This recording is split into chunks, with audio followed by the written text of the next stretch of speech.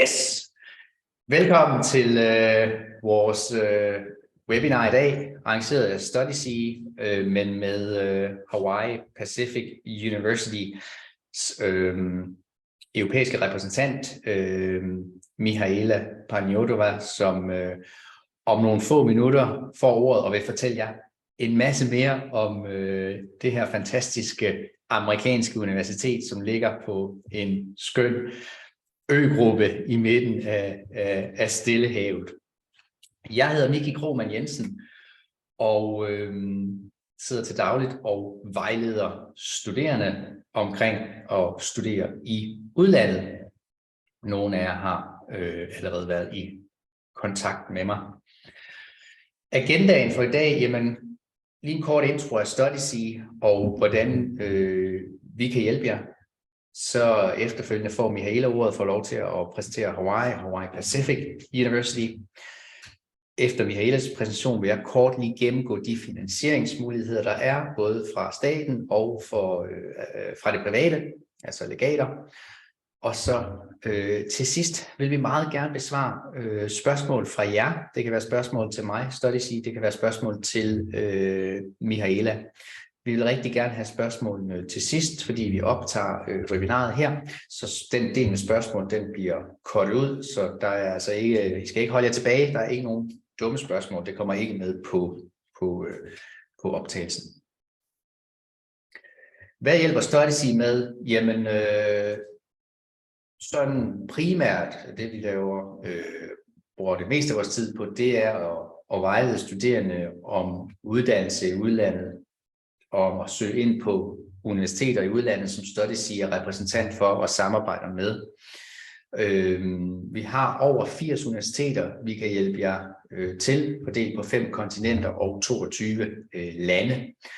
Vores hjælp og vejledning, mit arbejde, det er finansieret, jeg bliver betalt af de universiteter, som vi samarbejder med. Det gode ved det er, at det er gratis for dig at benytte dig af Studyseas hjælp. Du betaler ikke noget til Studysea, men selvfølgelig er det, hvis du vælger at tage afsted, jamen så er der en studieafgift, det der også kaldes tuition fee på det udenlandske universitet, men det er altså noget, du afregner direkte med det universitet, du nu ender med at tage hen og studere på. Udover vores studievejledning, så har vi også mulighed for at hjælpe med praktik i udlandet, og der har vi nogle specifikke pakker, som vi hjælper studerende med at komme i praktik i blandt andet Australien og Irland. Det er ikke gratis, der er en pris på de her praktikpakker. Det vil I kunne se inde på vores hjemmeside under praktik. USA kan vi hjælpe med praktikvisum, det vil sige, at man selv skal have fundet eller have en virksomhed allerede, hvor man vil i praktik. Hvis vi graver lidt mere i dybden med det, i forhold til den hjælp, man kan forvente at få fra Studysea, er man på helt bare bund, har brug for hjælp til at finde ud af, hvor kan jeg komme hen, hvor kan jeg studere, hvor har jeg råd til at studere, hvor har jeg karaktererne til at blive optaget, hvad er et godt match til mig i forhold til destination, universitet og uddannelse, så kan jo allerede her i afklaringsstadiet, når du har den første tanke, tage fat i os. Du kan booke et vejledningsmøde. Det kan foregå over telefon eller over Zoom. Og så kan vi og jeg forhåbentlig gøre dig lidt klogere på dine muligheder. Hvis vi så finder frem til noget, som du tænker, det er lige mig det her, det vil jeg gerne gå i krig med, så vejleder vi dig igennem ansøgningsforløbet. Og i ansøgningsforløbet, der kan godt foregå flere ansøgningsforløb på samme tid, forstået på den måde, at en ting er jo at søge ind til et universitet i udlandet. En anden ting er at søge, lad os sige, det er et studieophold, du skal på. Vi sender rigtig mange ud, som tager på et studieophold, som er del af deres uddannelse i Danmark. Jamen så foregår der også til sideløbende en ansøgning om at få opholdet godkendt, det vil sige fagene forhåndsgodkendt af sit studienævn eller sit universitet i Danmark, fordi det skal indgå som en del af uddannelsen i Danmark, men også fordi man sikkert gerne vil have nogle penge med fra staten til finansieringen. Så der foregår andre ansøgningsprocesser samtidig, som vi selvfølgelig også hjælper med den dokumentation og så videre, vejledning omkring det, for at få det hele til at gå op. Er det en hel uddannelse, du vil læse i udlandet, jamen så er der en ansøgning, der hedder SU, og få en uddannelse optaget på SU's fast track liste, eller blot at søge SU til en uddannelse, der måske allerede er godkendt. Der er også en masse dokumentation der, vi kan hjælpe jer med at få styr på. Så under hele det her forløb her, så har I adgang til personlig vejledning fra Studysea. Når man er nået igennem ansøgningsforløb, altså når man er optaget. Og der heldigvis så er det sådan, at over 98% af dem, der søger igennem Studysea, det er faktisk optaget. Og det er jo på første prioriteten.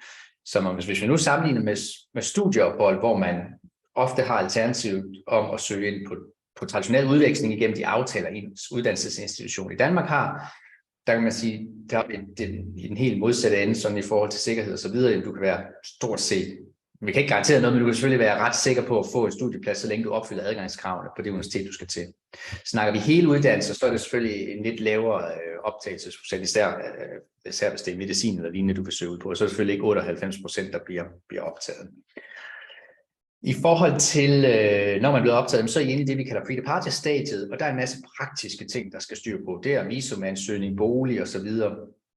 Også noget, vi vejleder omkring, og I vil også fra Studysea få en pre-departure guide, som ligesom har alle de her praktiske steps, som man skal igennem, før man rejser, så man er godt klædt på til sin rejse og sit ophold.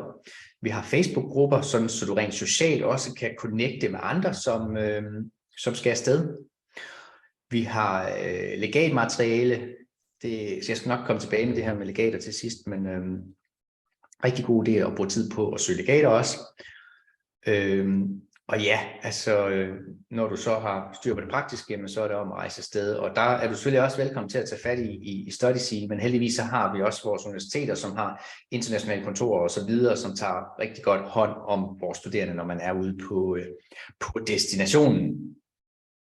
Når I kommer hjem igen, så har vi et alumnenetværk, som jo så består af det, vi kalder Studysea alumner, altså studerende, som har rejst ud igennem Studysea, gennemført et ophold eller en uddannelse i udlandet. Det har vi har en Facebook-gruppe, vi har en LinkedIn-gruppe, som man kan connecte med andre via. Og det var sådan relativt hurtigt en præsentation af Studysea.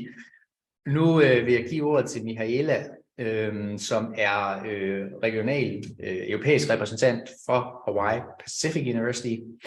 And Mihaela, I am sure you probably have a screen or presentation to share as well. And then are you able to see it? Yeah, we can see you. We can see the presentation and we can hear you. So go ahead, Mihaela. Tell us a little bit more about Hawaii and Hawaii Pacific University. Fantastic. Thank you so much, Minky. Thank you for the introduction and thank you for having me today. And of course, thank you guys for joining. I'm very happy to be speaking to you today about spending a semester or even doing a full degree at Hawaii Pacific University. As Minky mentioned, my name is Mihaela and I'm the European representative for Hawaii Pacific University. And in the next 20 to 30 minutes, I'll give you a bit of a background about Hawaii Pacific University and what it is like to be an international student there. So let's get started. As the name suggests, Hawaii Pacific University is located in the state of Hawaii. A lot of people think that Hawaii is just one island. In reality, the Hawaiian island chain is comprised of 8 big islands and over dozens of smaller islets. You could see at the bottom right of my screen, this is where how the islands are located, and they're right in the center of the Pacific Ocean. So it's quite a journey getting from Europe over to Hawaii, but once you're there, you're literally in paradise. The capital is called Honolulu, and that's where you find the main campus of Hawaii Pacific University. So a little bit more about Hawaii. It's a beautiful location. The temperature ranges between 20 to 30 degrees Celsius all year round, which makes it ideal for outdoor activities. In their spare time, students like to go hiking, surfing, snorkeling, diving, or simply relax on any of Oahu's 125 different beaches. As you could see here on those beautiful videos made by the marketing team, the nature is absolutely spectacular. One difference between Australia and Hawaii is that there are no poisonous creatures in the wild, unlike in Australia with all the poisonous spiders and snakes.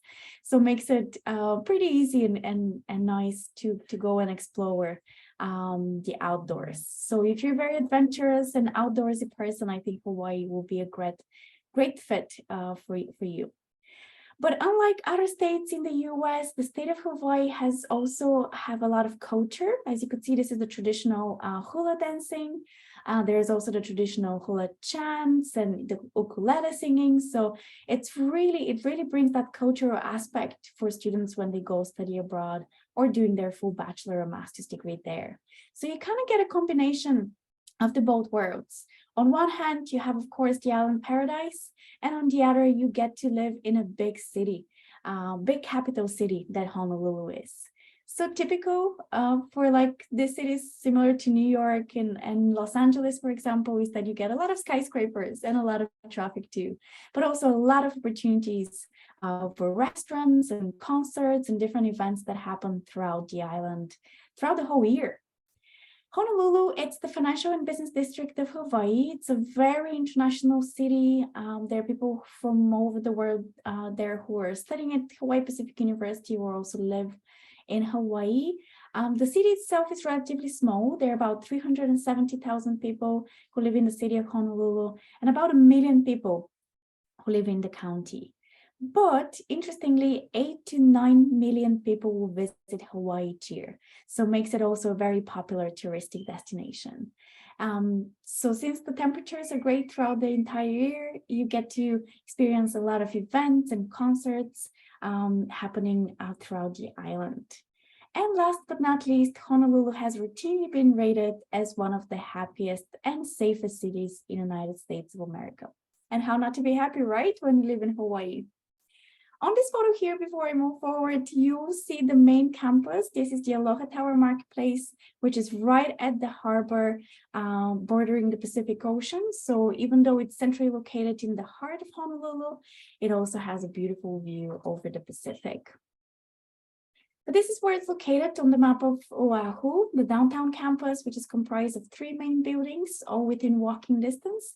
There's also the Hawaii Loa campus, which is set at the foothill of the Ka'alu Mountains, and an Oceanic Institute, which is the research center for marine biology and oceanography students.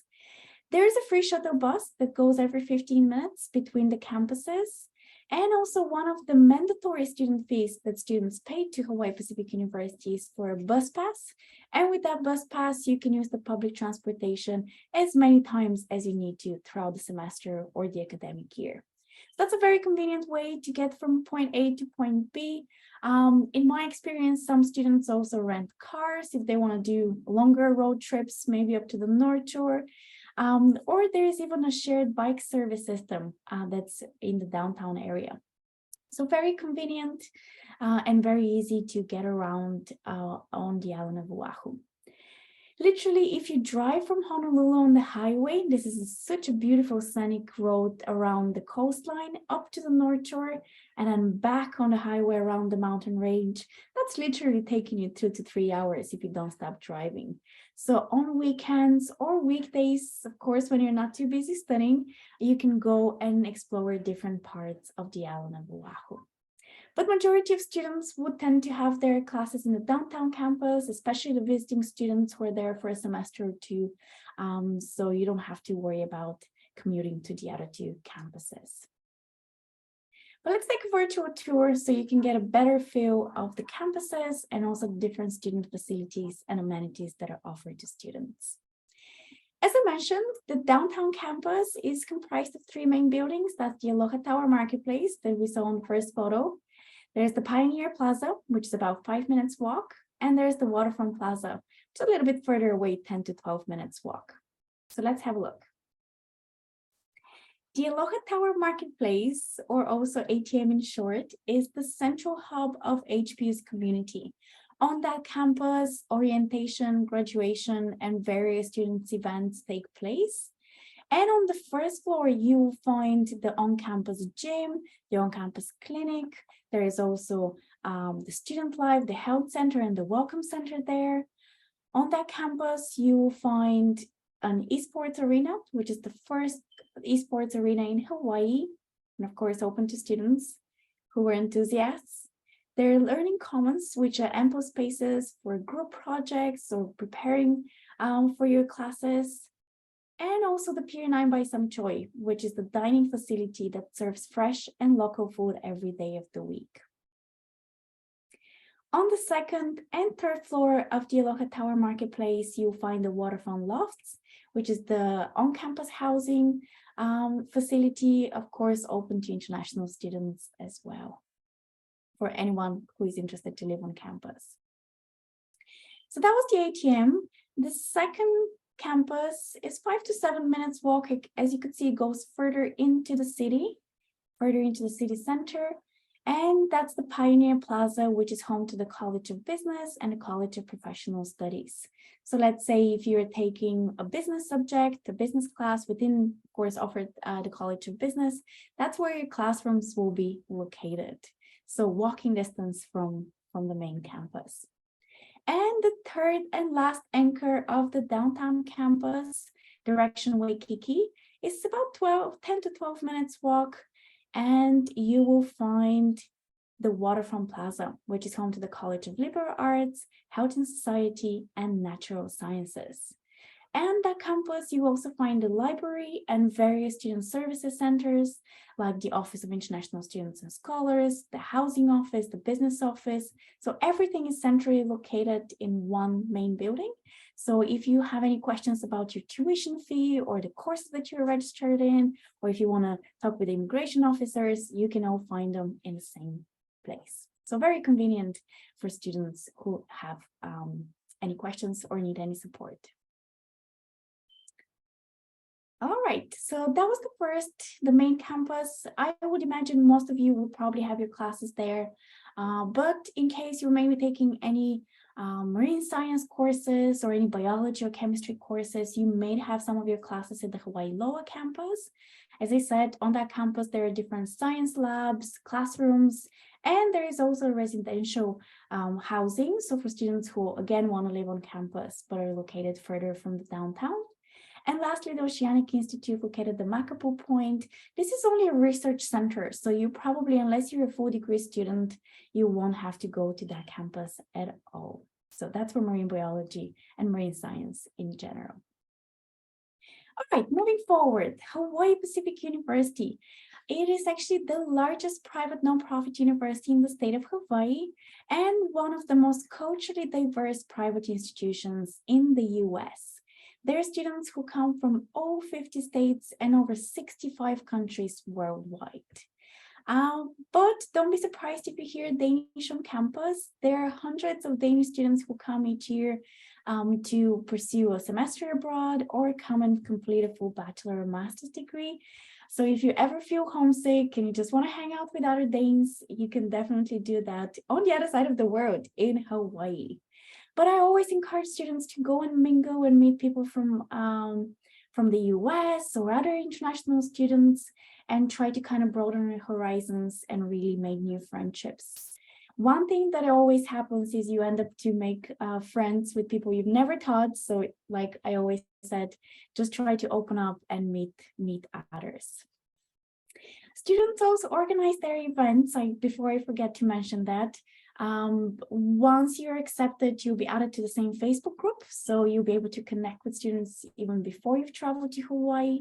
So I often see students organizing their own road trips or maybe a trip over to Maui or Kauai together with other international students. So there's really this strong community of international students while they're studying abroad in Hawaii.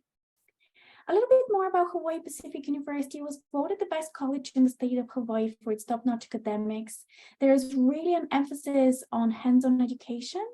And one thing that I think it's very important is that, especially if you're coming for a semester, that really helps you to kind of try a different education system. So let's say if you're doing your degree in Denmark or somewhere else around the world, once you come to the US, you're really able to see how the education system works there.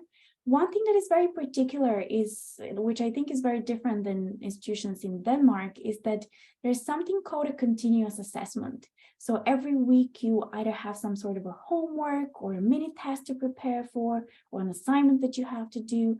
So it's not just your final exam that makes your final grade, but it's a combination of those mini assessments that happen throughout throughout the semester with the midterms and final exams and everything else that I mentioned. You also get points for attendance and participation in the classes. So it's really, you really have to be on top of your course material throughout the entire semester. And classes are mandatory, so I have to disappoint you. You can't be on the beach all day long. I know you may be tempted to do that, but you have to attend all the classes while you're in Hawaii. There's small class sizes, which I think a lot of Europeans, especially students who come from major like research institutions, find very different, is that the class sizes are usually, the student faculty ratio is 16:1, but the classroom sizes are between 15 to max 30 students on an undergraduate level and about 10 to 15 students usually on a graduate level. So European students normally compare that to even high school kind of settings. So that really allows for you to engage with the course material and engage, of course, in with your faculty and your classmates as well. So you can dive in deeper in the subjects that you're studying. Really, really hands-on education. So it's not just about a theory, it's about how you can apply that knowledge into practice. So that's one differentiation I think that maybe students who come from research institutions would find as a difference. Also, the faculty, the professors are very inspiring. They come from different backgrounds. Some of them do come from academia, especially when we talk about our psychology professors and professors, you know, in the sciences. But also a lot of professors come from the real working fields. So they bring real life case studies to the classrooms and let students solve them. So again, very engaging and very practical. So really allows you to kind of dive in deeper into that subject area. The photo that you see here, this is an environmental science class. So students actually end up going out and like being out in the nature, so seeing it firsthand. But that can happen also in the classes for like the multimedia design students who maybe have to develop their own photos or videos to prepare, you know, for the final examination or for any of their assignments. So again, very practical approach to the studies and education at Hawaii Pacific. HPU was also ranked as #1 as safest colleges in Hawaii, and also top college in Hawaii for value of scholarships and grants. So Danish students benefit from these incredible scholarships, especially students who are coming for a semester or even for the full degree. You're also guaranteed a fixed scholarship. But I do want to mention here, so if you apply through Studysea, you would automatically receive a scholarship. So if you are a bachelor student, you only pay 7,000 American dollars, which is more than 9,000 American dollars in scholarships. And if you're a graduate student, your tuition will be about 8,000 American dollars, depending again on the number of credits that you enroll in. And for full degree students, I'm not sure if there are any full bachelors, anyone who is looking for a full bachelor, then you get 14,000 in scholarship for next academic year, fall 2023, spring 2024. This is incredible, really an amazing opportunity for students who are looking for affordable education from a private institution in one of the most amazing states to live in, Hawaii. But get in touch with Mickey and Studysea. He will help you further with the application. He will guide you in the whole enrollment process. And as I said, this will benefit you in terms of the support you get from Studysea, but also the value of scholarships that you are getting awarded. All right, moving forward, I do want to focus a bit more on the visiting student program because majority of Danish students do come for either a semester or two. You can choose from over 400 different courses in 40 different fields that are taught on a bachelor's and master's level. If you're a bachelor level student, you could expect to take between 4 to 5 courses per semester. Again, if you are studying already at university in Denmark, do check what your course requirements are and how many credits you need to gain when studying abroad. And the same applies for graduate students. Do check with your home institution before applying. But for graduate students, usually 3 to 4 courses on average. You can mix and match as long as your home university is happy for you to do that. Let's say some students are allowed to take electives when they're studying abroad, so this gives them quite a flexibility in terms of choosing the courses that they're interested in. Other students have more stricter kind of course requirements. So let's say if you're doing marketing, maybe your home university expects you to only take marketing courses.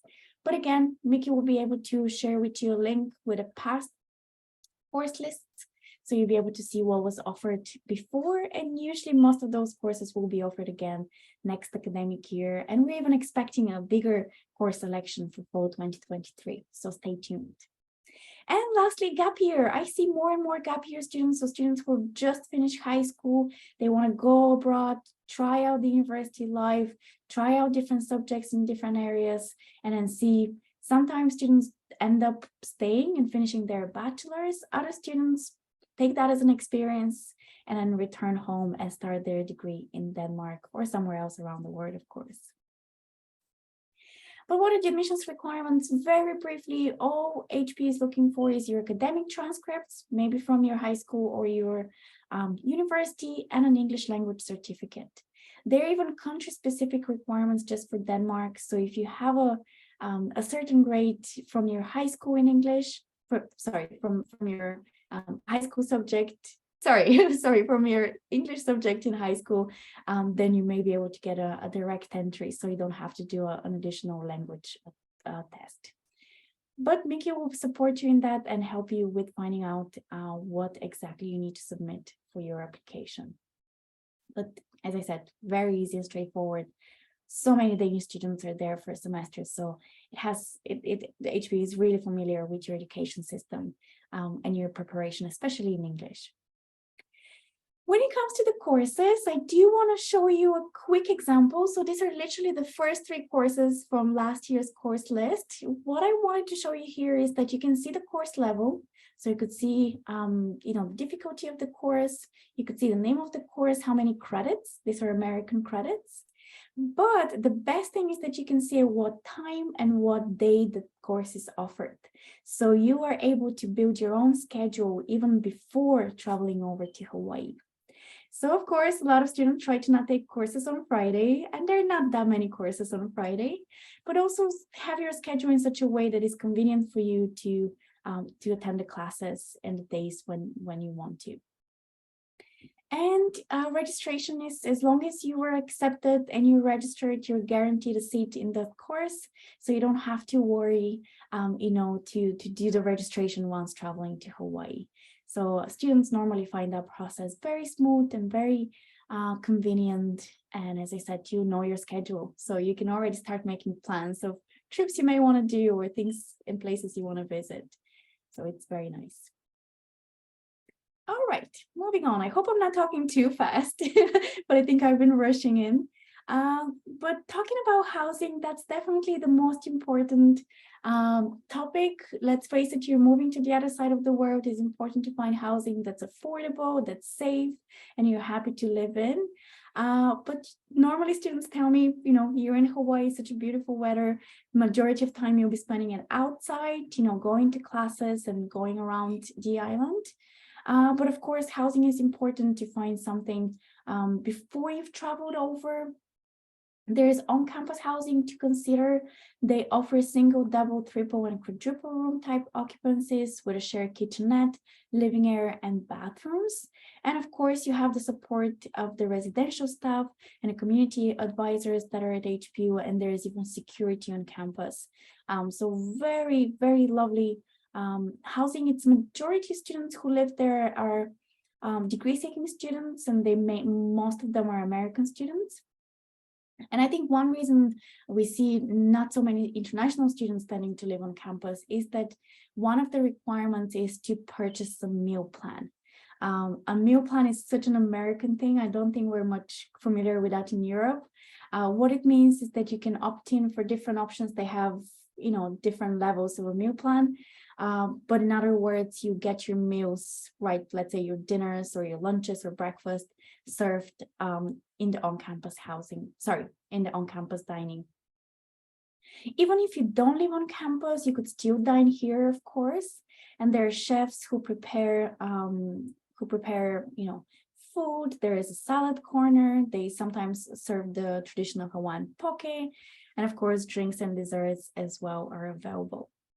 But being located in downtown Honolulu, it means an easy access to a lot of restaurants and cafe that are in the city center. So sometimes you may be unable to find more affordable options, you know, in the restaurants nearby.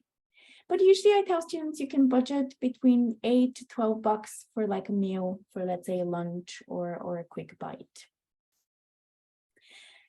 In my experience, students who come from abroad tend to live off campus.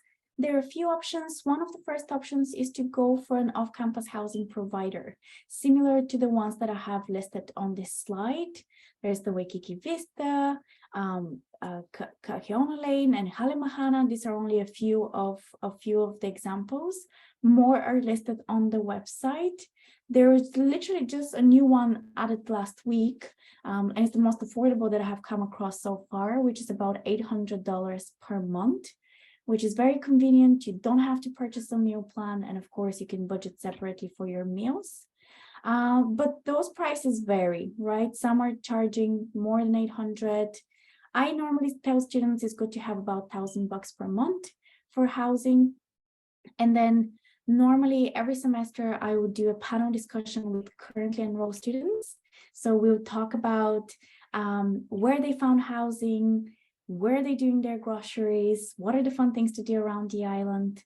So normally the examples that I've been quoted is between $800 to about $1,200 per month for $800 to $1,200 per month for housing, and then between $400 to $500 for food expenses. Of course, that's just an estimate. It really depends on your personal needs and expenditures. That could be less, that could be more, and again, depends on the student situation. But like I said, you're very welcome to join those webinars once you're in the application process and learn from other students and connect. And yeah, it's a great way and support that I see from students who are currently there to students who are coming in the following semesters. But just to wrap it up, housing is definitely the part that will eat the most of your budget. So it's always good to have more. And do you look for other options? I did mention the housing providers. Another option when it comes to housing is for students to find an apartment together, either on Craigslist or on different Facebook groups. Or the third and last option that is more and more popular. I know a few German students this past academic year found rooms on Airbnb. So you can already know what you pay and for the whole semester. But you do get a support. The housing team is also has recorded a wonderful webinar of the places where to look for and what to be aware of when start looking for housing. But anyway, I'm not going to go into any more detail. I think Mickey even will be able to connect you with some former students who applied through Studysea. So if you want to touch base with other Danish students. But moving on, what are the different clubs and organizations and different activities organized by the university? The first one is the new student orientation that usually happens on a Friday before the semester kicks in. This is a program filled with different information sessions that would introduce you to HPU, and also great opportunity to meet with other students who are starting at the same time.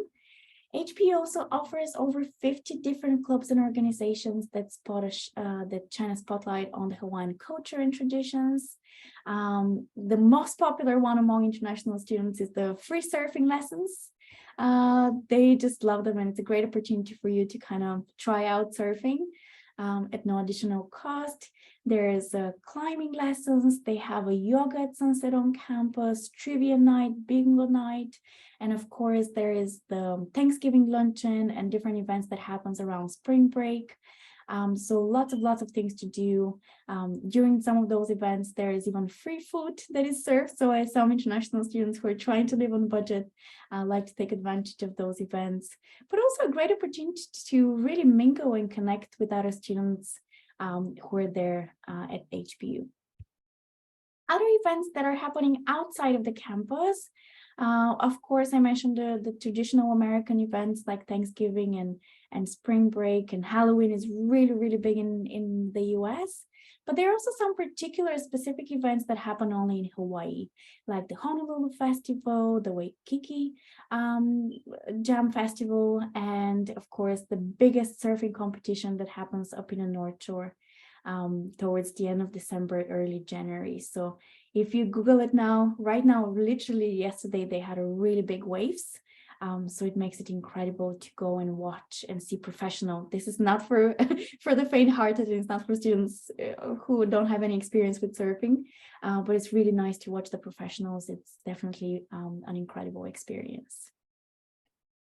So when does the semester start? There are two intakes. The fall semester starts at the end of August and runs until mid-December, just before Christmas. So in case you want to go home and spend Christmas back in Denmark, you can do that. The semester allows it. And the spring semester starts very early January, usually the second week of January, and runs until the start of May. On your F1 student visa, you're allowed to travel to the US up to 30 days before the semester starts. So some students come over, try to settle in, try to find their way around the island. But you also can depart. So on your F1 student visa, you have to depart the US within 60 days after the semester ended. So some students, if their semester allows it, especially if you come in the spring semester, you can then extend and maybe stay a little bit longer, maybe in the summer. And even have your family or friends over to Hawaii and spend a little bit more time there. So this really allows to maybe go to a neighboring island if you didn't have time during the semester, or go for a road trip around California, or visit New York. So really a great opportunity if you have the budget, of course, and the time to go and see other parts of the US. But I do recommend that you apply at least 2 to 3 months in advance. The course registration for the fall semester starts around April, and it's on a first come, first served basis. So I do recommend you to apply even earlier than 2 to 3 months. So sometime around now till March is a good time to get all the documents ready, get in touch with Miki, and then get yourself, all set and ready for the course registration. And also allows you more time to plan for your semester and buy your tickets while they're still affordable, and look for housing. So the earlier the better, because you also need a considerable amount of time to apply for your visa. All right, so to wrap it up, a few more amazing photos from Hawaii. It's definitely not a cheap experience, but one in a lifetime experience to say that you've lived in Hawaii for a few months or for your full bachelor or master's. Not just the nature, but also I think the culture and the fact that you can meet people from all over the world is what make Hawaii Pacific University one of a kind destination for studying abroad in the US. Get to experience the American education system, but you also get to live in paradise for a few months. So to finish, I would like to show you a student video of their experiences in Hawaii. Enjoy. Oh, I hope it loads. Or maybe it's not gonna load. Oh, that's a bummer. Oh, I'm so sorry about that. I'm not sure why that technical issue came up. But if you do get in touch with Miki, I'll send him the slides and more videos. And I'm sure you'll find many on his website as well, on Studysea's website. So thank you so much. That was all for me. And I hope it was helpful for you to learn more about Hawaii Pacific University. Hope to see you in Hawaii. Mahalo. Mahalo nui. Mihaela. Makes me want to go back. I forgot in my intro to say that I am an alma mater alumni of, Hawaii Pacific is my alma mater. I'm an alumni of Hawaii Pacific University, and had the best time of my life, I should say. Especially if the weather is not so nice right now in Denmark, I think it really makes you dream of a warm destination. Yes, when you get old, cold weather is okay, but back then, there was definitely nothing better than Hawaii. Perfect climate, I should say. Beautiful nature. A nice, you still have, big city, you have nature, you have beach, you have it all in sort of near distance. So, yeah. Well, thanks, Mihaela. I'll just switch over to Danish, and then we'll get back to you. Probably, I'm hoping there might be some questions at the end. Let me share my screen again.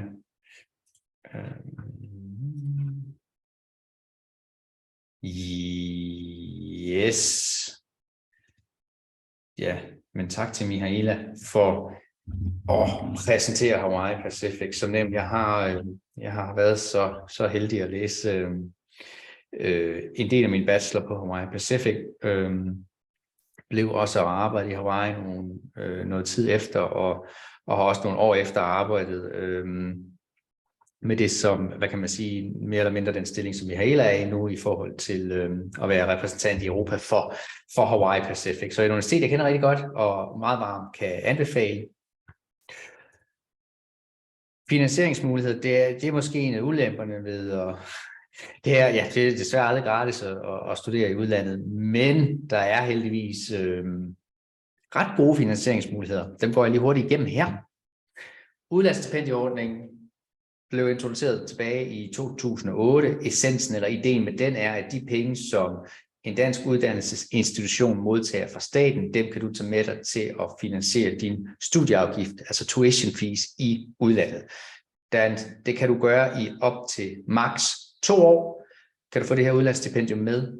Og hvis det er en hel uddannelse, så kan du få det med til en hel uddannelse på kandidatniveau, altså overbygning, altså masteren. Det er den ene mulighed. Den anden mulighed er at få udlandsstipendiet med, hvis du tager meritgivende studieophold i udlandet, som er et led i din uddannelse i Danmark. Der kan det både være kandidatniveau eller bachelorniveau, eller på din markedsføringsøkonom eller anden videregående uddannelse. Hvor mange penge får man så med i udlandsstipendium? Jamen det afhænger af din uddannelse. Så hvis vi kigger på udlandsstipendium til studieophold, så er satserne sådan her. Bemærk, der står 2022. Der er ikke endnu offentliggjort satserne for 2023.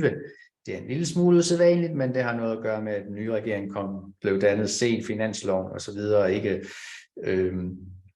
helt er på plads. Så vi må tage udgangspunkt i 2022-satserne. Forhåbentlig vil det ændre sig en lille smule, men i den positive retning nu, når vi har så høj inflation, som vi har, så burde de her satser jo også gå op. Men hvis vi kigger på et studieophold som led i en universitetsuddannelse, så den lave sats, det er de her 22.150 kroner. Den høje sats, det er 46.150 kroner. Det er typisk ingeniører, medicinstuderende, IT-studerende, som får den høje sats med, hvor at det er jurastuderende, samfundsvidenskabelige, humanistiske studerende, uddannelser, erhvervsøkonomi osv., det går til den lave sats. Der er nogle uddannelser, hvor den ligger ind imellem, ofte typisk kommunikation og nogle visse naturvidenskabelige uddannelser. Medier også, medievidenskab typisk også går til sådan en middelsats, som er lidt over 30.000. Når det så er sagt, så er det ikke helt så gennemsigtigt, fordi at det er den danske uddannelsesinstitution, som afgør og udbetaler, og der er også en masse undtagelser, fordi lad os sige, at du er IT-studerende og i princippet er berettiget til den høje sats. Hvis du tager et semester, hvor du kun læser business, management eller lignende, så er det fag, som typisk går til den lave sats, og så er der en ret stor risiko for, at så får du altså kun 22.150 kroner med. Så det er også en idé, ligesom, i hvert fald hvis man skal tænke i forhold til økonomi, skal have så mange penge med som muligt i udlandsstipendium, at man så også vælger fag, som typisk vil gå til en højere sats. Man kan ikke omvendt være jurastuderende og så tage IT-fag og så håbe på at få 46.000 med. Sådan hænger det desværre ikke helt sammen. Hvis vi kigger på, nu kan man sige, at de her satser igen, det er baseret på 30 ECTS, så husk også på, at går du ned i antal ECTS, så får du også mindre med i udlandsstipendium. Det kan ikke altid betale sig, fordi at mange steder er studieafgiften egentlig baseret på et semester, og mindre vigtigt, hvor mange ECTS eller fag du læser. Der kan selvfølgelig være skoler, hvor studieafgiften den også er baseret på antal ECTS, og du så sparer nogle penge på at gå ned i antal fag.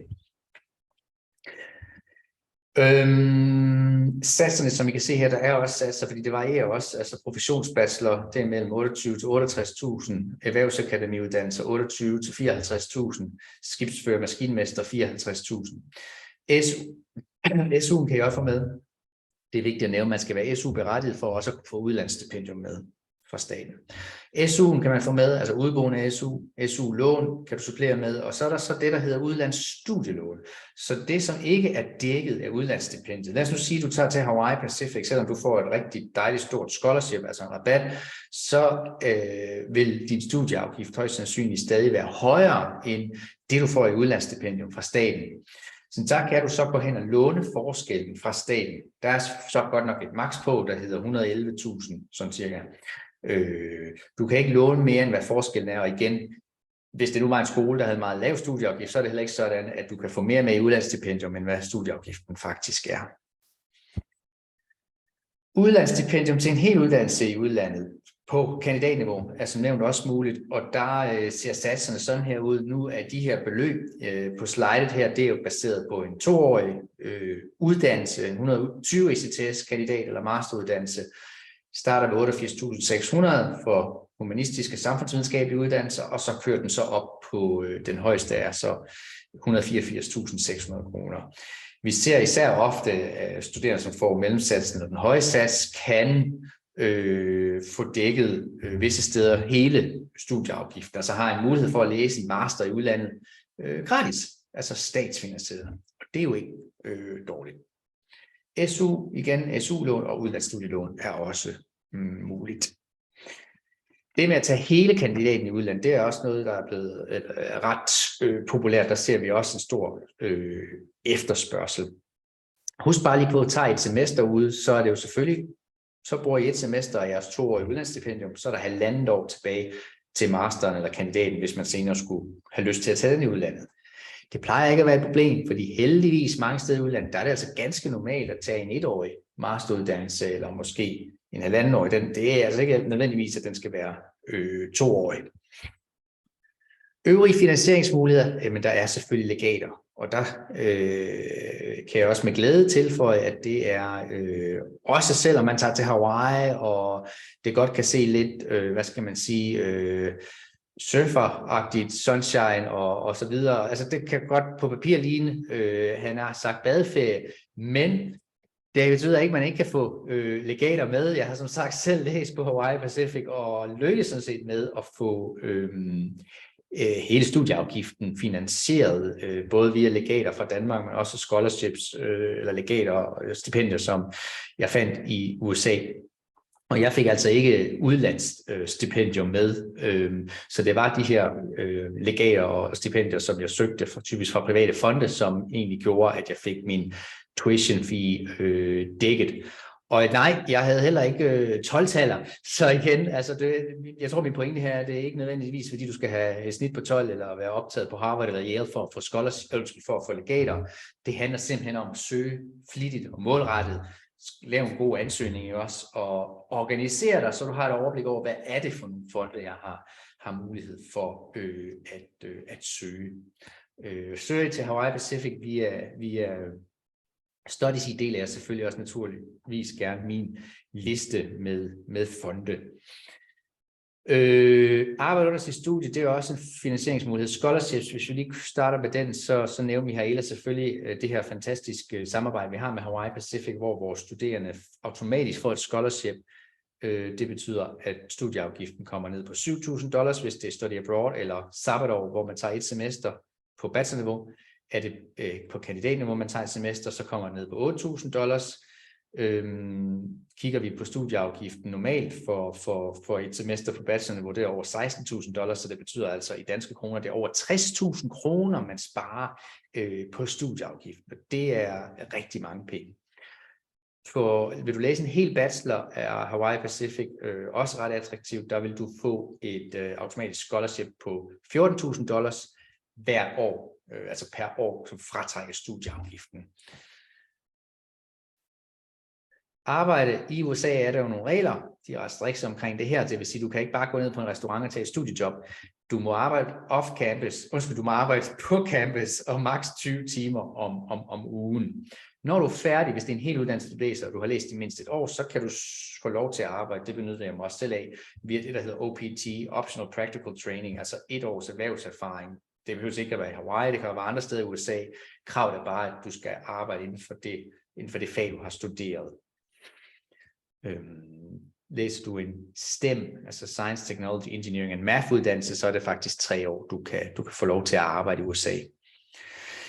Banklån, kassekredit, ikke så nemt som det har været, men personlig opsparing eller måske forældre kan måske være en endnu bedre finansieringsmulighed.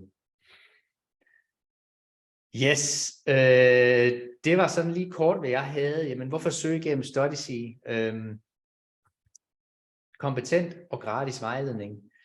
Det koster ikke noget. Ja, I sparer sådan set penge, så det vil næsten alt andet være dumt, han har sagt.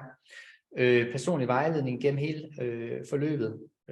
Over 98% af vores ansøgere optages.